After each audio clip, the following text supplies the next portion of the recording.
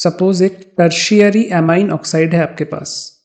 Tertiary amine oxide, primary amine क्या है, R के साथ NH2 लगा रहेगा। सेकेंडरी एमाइन मतलब 2R यानी कि एल्किल ग्रुप के साथ NH होगा। 3 डिग्री एमाइन मतलब दिस टाइप ऑफ कंपाउंड। और टर्शियरी एमाइन में नाइट्रोजन के ऊपर पॉजिटिव चार्ज रहेगा क्योंकि इसके साथ 4 सब्सटीट्यूएंट्स विल बी देयर।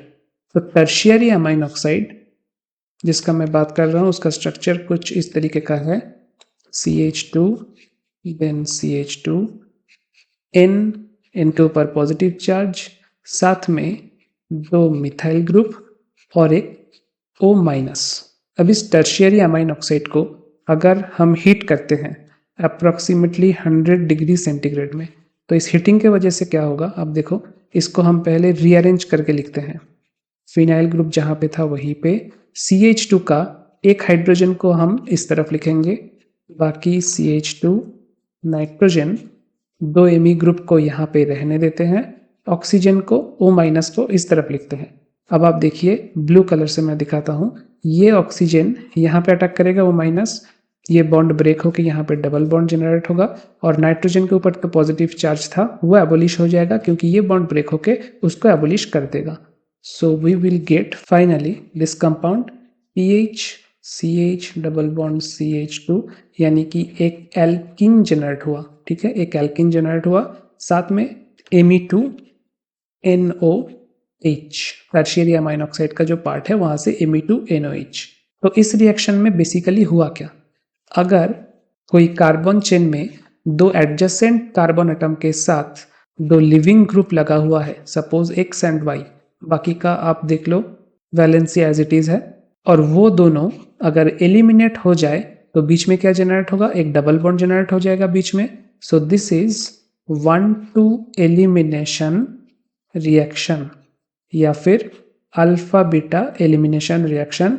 इसका प्रोडक्ट हमेशा क्या होगा, एल्किन जनरेट होगा एज ए प्रोडक्ट। अब यहाँ पे जो लिविंग ग्रुप दोनों मैंने दिखाया है, those leaving group are in the same side. ऐसा भी हो सकता है कि लिविंग ग्रुप ऑपोजिट साइड में हो, यहाँ पे X हो यहाँ पे Y हो, तब अगर वो एलिमिनेट होता है तो उसको हम बोलते हैं एंटी एलिमिनेशन। ये भी 1-2 एलिमिनेशन यानी कि अल्फा बीटा एलिमिनेशन है और यहाँ पे भी एल्किन जनरेट होगा, but eliminating groups are present in anti position with respect to each other. जबकि यहाँ पे अगर सेम साइड में है तो उसको हम बोलेंगे सिन एलिमिनेशन। और मैंने जो एग्जांपल दिया that is the example of syn elimination, because ये जो 2 एडजेसेंट कार्बन है, this is alpha carbon and this is beta carbon. Beta carbon से एक हाइड्रोजन एलिमिनेट हुआ और अल्फा कार्बन से ये पूरा ग्रुप एलिमिनेट हुआ। उसको एलिमिनेशन होने के लिए हमको एक 5 मेंबर्ड रिंग बनाना पड़ा, 1 2 3 4 एंड 5 मेंबर्ड रिंग बनाना पड़ा। एंड वो रिंग फॉर्म करने के लिए ये जरूरी था ये हाइड्रोजन ग्रुप एंड ये वाला ग्रुप सेम साइड में रहे। So this is also a kind of syn elimination.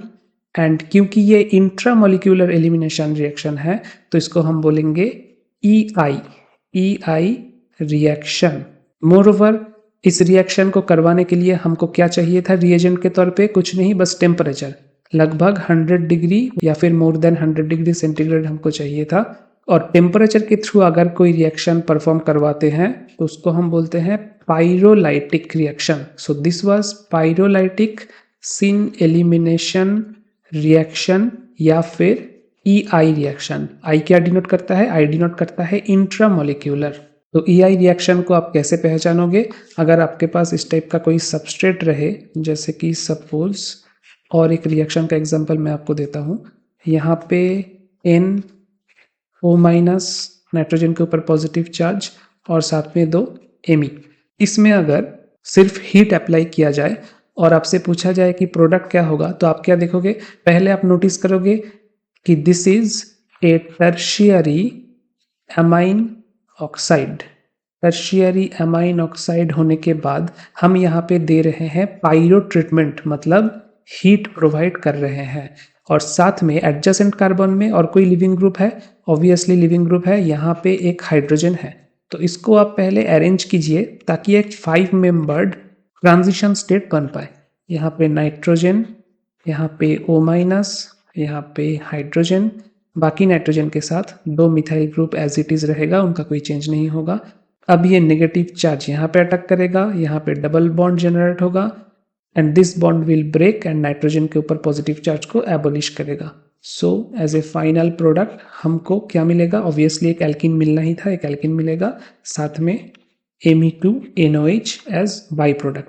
So this is also an example of pyrolytic syn elimination reaction, या फिर अगर एमसीक्यू में पूछा जाए कि ये किस टाइप का रिएक्शन है, E1, E2 etcetera, so this is EI reaction, ठीक है, इंट्रामोलिक्यूलर पायरोलाइटिक सिन एलिमिनेशन रिएक्शन। और इस टाइप का जब भी आप रिएक्शन देखोगे जहाँ पे 5 मेंबर्ड एक ट्रांजिशन स्टेट जनरेट हो रहा है, साथ में EI रिएक्शन हो रहा है which is pyrolytic syn elimination, और स्टार्टिंग मटेरियल आपके पास है एक tertiary amine oxide, then in सभी फैक्टर्स अगर आपका मैच कर जाए then the reaction will be called Cope reaction. ये आप ध्यान में रखना।